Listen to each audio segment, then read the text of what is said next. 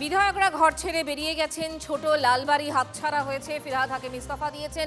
এদিকে সাংসদরা তারাও অভিষেক বন্দ্যোপাধ্যায়কে নেতা হিসেবে মানতে চাইছেন না, তারাও বিদ্রোহ ঘোষণা করছেন। এরই মধ্যে ঠিক এরকম একটা পরিস্থিতিতে দলীয় সব সংগঠন ভেঙে দেওয়ার 48 ঘন্টার মধ্যে আবার বৈঠকে মমতা বন্দ্যোপাধ্যায়। কালীঘাটে দলের শীর্ষ নেতাদের সঙ্গে বৈঠকে তৃণমূল নেত্রী। সৌরভ গুহা এই মুহূর্তে আমাদের সঙ্গে রয়েছেন, আমার সহকর্মী, কথা বলবো তার সঙ্গে। সৌরভ, তাহলে কি এই মুহূর্তে তৃণমূল কংগ্রেসে এই যে একটা ডামাডোল চলছে, তাসের ঘরের মতো ভেঙে পড়ছে সবকিছু, খোল নলছে বদলে ফেলতে চাইছেন নেত্রী? দেখো, চতুর্দিকে যখন ভাঙনের সুর, আজকে ফিরহাদ হাকিমও কিছুক্ষণ আগে ইস্তফা দিলেন। তৃণমূল কংগ্রেসের টিকিটে যেটা বিধায়করা নিজেদের মতো করে আলাদা ব্লক ঘোষণা করে নিজেদেরকে বিচ্ছিন্ন করেছেন কালীঘাট নেতৃত্ব থেকে।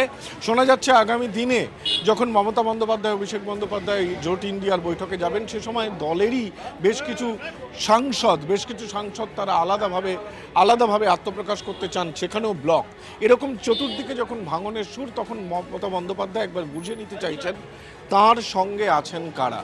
এবং আজকে কালীঘাটে এই মুহূর্তে কিন্তু বৈঠক ডাকা হয়েছে নির্ধারিত সময় 5টা।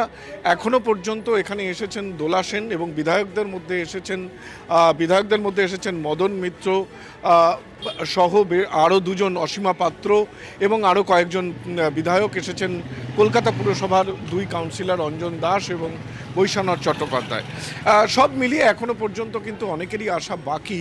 মমতা বন্দ্যোপাধ্যায় কমিটি ভেঙে দিয়েছেন, কিন্তু আজকের যে বৈঠক, সেই বৈঠক সামগ্রিকভাবে কিন্তু তিনি রূপরেখা সাজাতে চলেছেন তার একটা পূর্বাভাস পাওয়া যাচ্ছে। তিনি বুঝে নিতে চাইছেন যে এই দলে কারা তার সঙ্গে রয়েছেন, এবং সেই জায়গা থেকেই আজকের এই বৈঠক। মঞ্জিরা, নজর থাকবে। আপাতত ধন্যবাদ তোমাকে।